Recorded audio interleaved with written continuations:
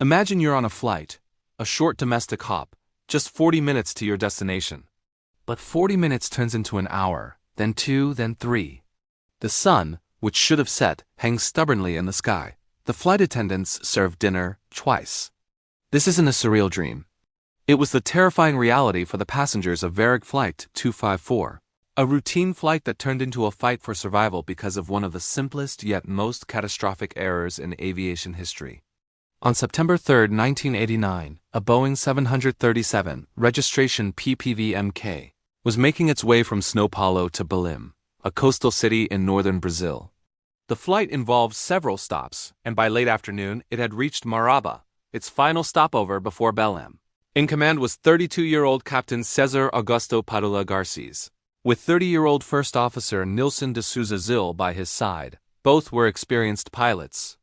The final leg from Maraba to Belém was supposed to be a straightforward 40-minute flight. The flight plan laid out the course. The heading from Maraba to Belém was listed as 0270. In the older 4-digit format used at the time, this was standard aviation code for a magnetic heading of 027 degrees. But Captain Garcês was accustomed to a newer system. He looked at 0270 and saw the number 270. He interpreted the heading as 270 degrees. First Officer Zil, perhaps distracted or simply deferring to the captain, didn't cross-check the entry. The difference was catastrophic. A heading of 027 degrees would have taken them northeast, directly toward their destination of Belém. A heading of 270 degrees pointed them almost due west, deep into the heart of the vast unpopulated Amazon rainforest. At 5:23 p.m., Varig Flight 254 took off from Maraba. Instead of turning towards the coast, it banked and flew west, disappearing over an endless sea of green jungle. Initially, nothing seemed out of the ordinary. As they flew, the setting sun was off to the right of the aircraft. For a westbound flight, this is exactly what a pilot would expect to see. But their flight was supposed to be a short northeasterly hop. This crucial clue, the sun's position, was a glaring red flag that they were not heading where they thought they were. Yet, incredibly, neither pilot questioned it. The sun, which should have set quickly on their short flight, lingered in the sky for hours. As they flew deeper into the Amazon, it eventually set behind them, another impossible observation for a flight to Belém, but the realization still didn't strike. As they flew further and further off course, the radio navigation aids that should have guided them to Belém went silent. The aircraft was flying away from the beacons, not towards them. Still, the crew didn't declare an emergency.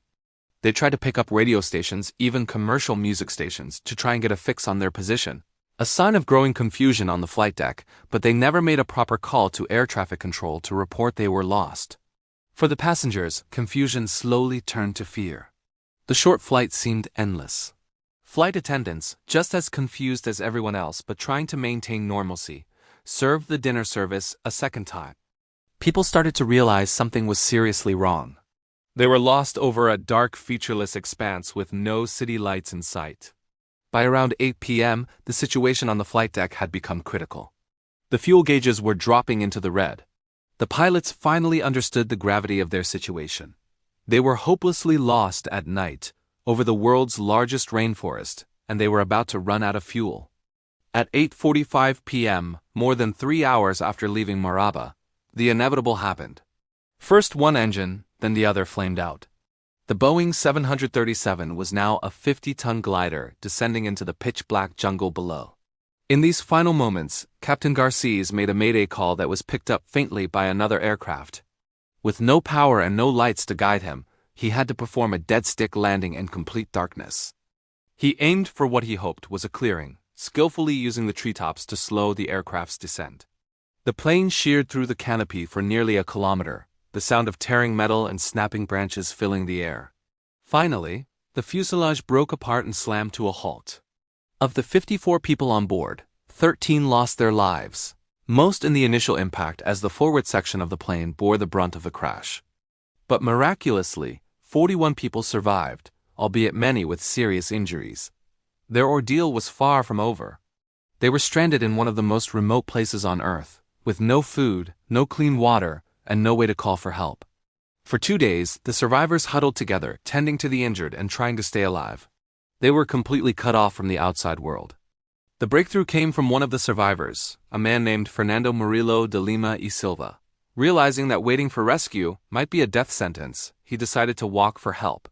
He followed the sound of a distant river, a gamble that it might lead to civilization. His gamble paid off. After hours of trekking through the dense jungle, he stumbled upon a small farm. The local farmers were stunned but quickly alerted the authorities. On September 5th, 2 long days after the crash, rescue helicopters finally descended on the crash site. The 40 remaining survivors were airlifted to safety, bringing a harrowing chapter to a close. The subsequent investigation by Brazilian authorities laid the blame squarely on the flight crew. The primary cause was the captain's gross navigational error misreading the heading 0270 as 270 degrees. But the report also highlighted a complete breakdown of crew resource management. The first officer's failure to cross-check the heading, the crew's failure to monitor their basic navigation instruments, their inexplicable ignorance of the sun's position, and their failure to declare an emergency in a timely manner all contributed to the disaster. It was a chain of errors, each one compounding the last. The story of Varig Flight 254 serves as a chilling reminder in the world of aviation. It's a case study taught to pilots worldwide about the dangers of confirmation bias, complacency, and poor communication in the cockpit. It demonstrates how a single, simple mistake, if left unchecked, can spiral into a full-blown catastrophe. It's a testament to the skill of a pilot in the final moments, but also a tragic lesson written in the heart of the Amazon, reminding us that even in an age of advanced technology, human factors remain the most critical element in aviation safety. Thank you for watching. If you found this story as fascinating as we did, please hit that like button, subscribe for more deep dives into aviation history, and share your thoughts in the comments below. See you next time.